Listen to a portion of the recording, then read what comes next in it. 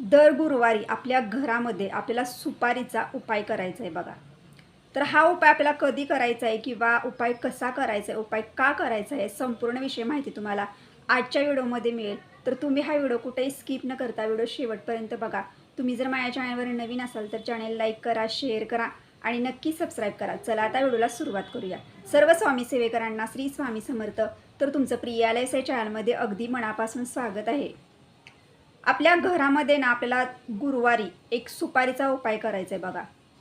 आता गुरुवार हा आपल्या स्वामी महाराजांचा दिवस असतो, म्हणजे सर्व स्वामी भक्तांचा आवडता दिवस.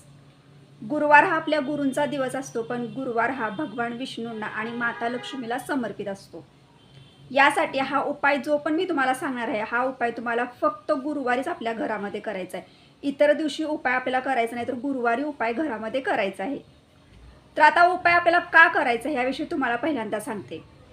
हा उपाय तुम्ही तुमच्या घरामध्ये केल्यामुळे तुमची कठीणातली कठीण जी पण इच्छा आहे किंवा जी पण मनोकामना आहे बघा, जी खूप दिवसापासून अपूर्ण आहे, अशी तुमची एखादी इच्छा आहे जी पूर्णच होत नाही, तर ही इच्छा पूर्ण होण्यासाठी सुद्धा तुम्ही घरामध्ये हा उपाय करू शकता. किंवा एखाद्या व्यक्तीला तिनं मनासारखं शिक्षण घेतलं आहे, पण तिला मनासारखी नोकरीच मिळत नाही, तर तिनं मनासारखी नोकरी मिळावी यासाठी सुद्धा हा उपाय करू शकते.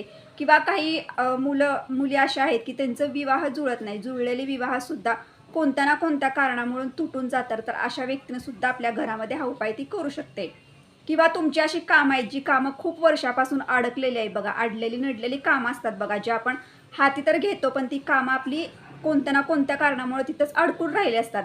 किंवा एखाद्याचं घर बांधायला घेतलं आहे आणि काहीतरी कारणांमुळे ते घरसुद्धा तिथंच अपूर्ण राहिलेलं आहे, म्हणजे त्या घराचं बांधकामसुद्धा तिथंच थांबलेलं आहे. कोणतं पण तुमचं काम असेल जे खूप वर्षापासून अडकलेलं आहे आणि जे पूर्णच होत नाही, तर ह्यासाठी सुद्धा उपाय तुम्ही घरामध्ये ह्या सुपारीचा गुरुवारी करू शकता. किंवा काही अशा व्यक्ती आहेत बघा की त्यांच्या आयुष्यामध्ये खूप अशा अडचणी आहेत, संकट आहेत, समस्या आहेत. त्यांनी हाती घेतलेल्या कोणत्याच कामामध्ये त्यांना यश येत नाही. त्यांनी कधी जरी कोणतं एखादं काम करायला जरी सुरुवात केली तरी सुद्धा त्या कामामध्ये सतत अडथळेत असतात. त्यांना कुठूनच त्या कामामध्ये यश येत नाही. तर अशा व्यक्तीसुद्धा आपल्या घरामध्ये गुरुवारी हा उपाय करू शकते. थोडक्यात तुम्हाला सांगते की तुमची जी इच्छित मनोकामना आहे ती मनोकामना पूर्ण होण्यासाठी तुम्ही हा उपाय करू शकता. आणि तुमच्या आयुष्यातील जी पण अडचणी, संकटे, समस्या आहेत किंवा काही पण तुमच्या आयुष्यात चांगलंच घडत नाही, तर ह्यासाठी सुद्धा तुम्ही अगदी मनापासून आणि श्रद्धेनं हा उपाय आपल्या गुरुवारी घरामध्ये करू शकता. पण तुम्हाला एक सांगते की जेव्हा पण हा उपाय तुम्ही करत आहात बघा, तेव्हा हा उपाय करत असताना तुमच्या मनामध्ये सकारात्मकता पाहिजे.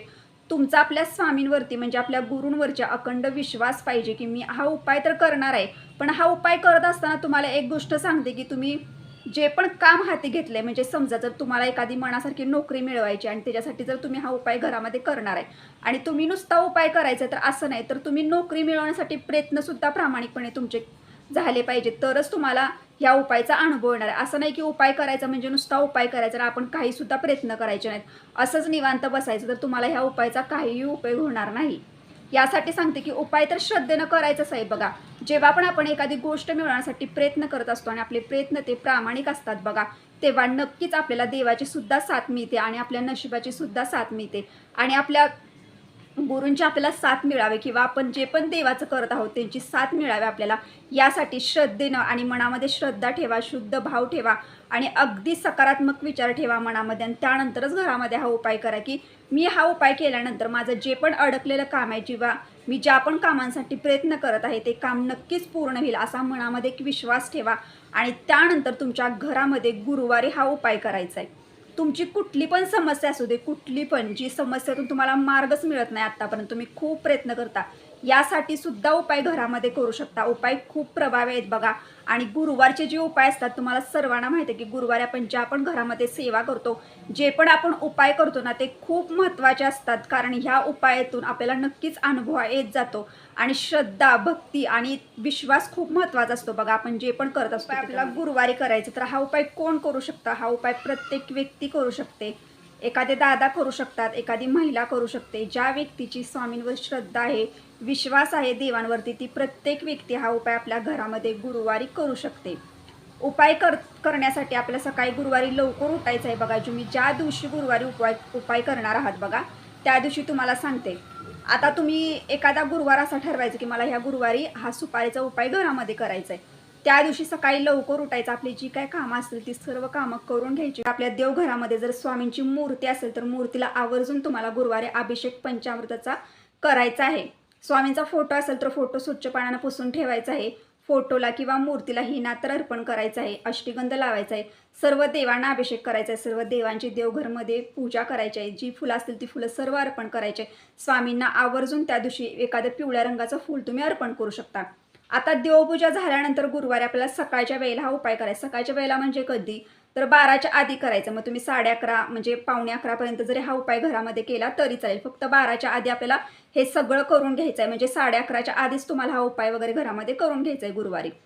तर उपाय करण्यासाठी आपल्याला एक सुपारी लागणार आहे बघा. जी सुपारी आपण गणपतीची स्थापना म्हणून सुद्धा पूजा करत असतो. तर अशी एक आपल्याला सुपारी लागणार. तर घरामध्ये जी पूजेमधली जी सुपारी असते बघा, आधी आपण वापरली असते, तर ती सुपारी आपल्याला घ्यायची नाही. तर आपल्याला एक नवीन सुपारी दुकानातून आणायची आहे आणि ती सुपारी तुम्हाला अशी घ्यायची आहे की त्याला कीड लागलेली नसावे, एकदम व्यवस्थित चांगली बघून सुपारी तुम्हाला एक घ्यायची आहे.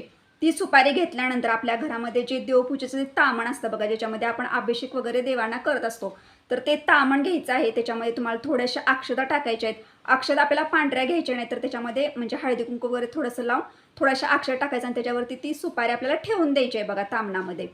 त्यानंतर काय करायचं आहे, तर आपल्या घरामध्ये जे कच्चं दूध असतं, तापवलेलं दूध आपल्याला घ्यायचं नाही. कच्चं दूध घ्यायचं एका म्हणजे आपण जे अभिषेकचं जे आपलं पात्र असतं बघा, ज्याच्यामध्ये आपण अभिषेकसाठी सर्व वस्तू घेत असतो, तर ते अभिषेकचं जे पात्र असतं त्याच्यामध्ये आपल्याला ते कच्चं दूध घ्यायचं आहे. त्याच्यामध्ये थोडंसं शुद्ध पाणी मिक्स करायचं आहे. जे आपण पिण्यासाठी वापरतो त्यातलं थोडंसं पाणी आणि दूध मिक्स करायचं आहे. कच्चं दूध घ्यायचं आहे आणि ते मिक्स करून आपल्याला सुपारीवरती आपल्याला अभिषेक करायचा आहे 3 वेळा. जेव्हा तुम्ही 3 वेळा सुपारीवर अभिषेक करता त्यानंतर तुम्हाला नुसत्या पाण्यानं सुद्धा 3 वेळेला अभिषेक करायचा आहे सुपारीला. त्यानंतर ही सुपारीला पुन्हा स्नान घालायचे, म्हणजे स्वच्छ वगैरे करायचे आणि वस्त्रानं पुसून घ्यायची. त्यानंतर ही सुपारी आपल्या देवघरामध्ये बघा, जिथं जागा असेल एखाद्या ठिकाणी म्हणजे वस्त्रावरती ही सुपारी आपल्याला ठेवून द्यायची आहे. वस्त्रावरती सुपारी ठेवल्यानंतर तुम्हाला ह्या सुपारीला थोड्याशा अक्षता व्हायच्या आहेत आणि आपल्याला थोडीशी हळदच व्हायची. आपल्याला कुंकू व्हायचं नाही, तर नुसती हळद व्हायची आहे. त्यानंतर आपल्याला मुजरा करायचा आहे, हात जोडायचे आहेत आणि तुमची जी समस्या आहे की तुम्ही ज्याच्यासाठी हा उपाय घरामध्ये गुरुवारी केला आहे ते सर्व तिथं बोलायचं आहे. आणि माझं हे असं काम आहे किंवा तुमचं एखादं अडकलेलं काम आहे, तुम्हाला मनासारखी नोकरी मिळत नाही, तुमची जी पण समस्या आहे किंवा तुम्ही कष्ट करता आणि घरामध्ये पैसाच पुरवठ येत नाही, जसा पैसा येतो तसा पैसा निघून जातो, तर ह्यासाठी सुद्धा तुम्ही सर्व बोलू शकता आणि प्रार्थना करून त्यांना सांगायचं आहे की मला ह्यातून मार्ग मिळू. तुमची जी पण एखादी मनोकामना आहे बघा, ती मनोकामना सुद्धा तुम्ही पूर्ण होण्यासाठी सुद्धा तुम्ही प्रार्थना करू शकता. आता त्या दिवशी म्हणजे गुरुवारी आपण हा उपाय घरामध्ये केलेला आहे बघा, तर तुम्हाला ना 7 दिवस दररोज जेव्हा पण तुम्ही घरातून बाहेर पडता तेव्हा तुम्हाला सकाळी दररोज मुजरा करायचा आहे तिथे, म्हणजे आपल्या स्वामींना मुजरा करायचा आहे आणि त्या सुपारीला म्हणजे सुपारीजवळ आपल्याला पुन्हा हात जोडायचा आहे. म्हणजे दररोज आपल्याला काय सुपारीला अभिषेक घालायचा नाही, दररोज आपल्याला फक्त त्यांना प्रार्थना करून 7 दिवस घरातून बाहेर पडायचं आहे.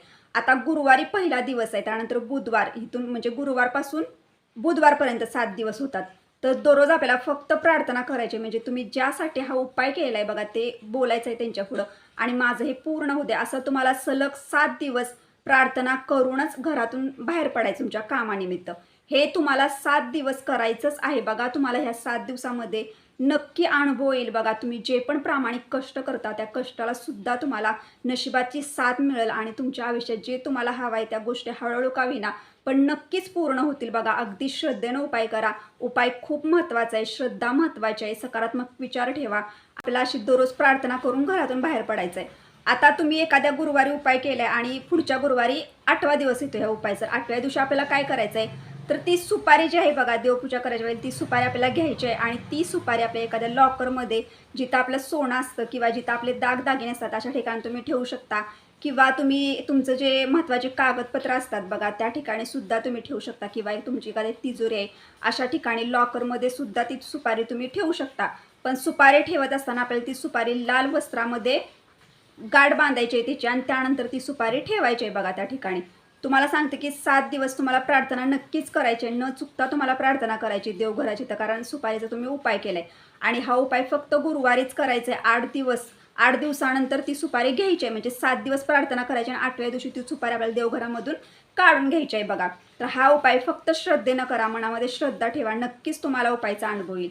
तर आजच्या व्हिडिओमार्फत तुम्हाला गुरुवारी आपल्याला सुपारीचा कोणता उपाय घरामध्ये करायचा, उपाय का करायचा आहे, संपूर्ण अशी माहिती मी तुम्हाला दिली.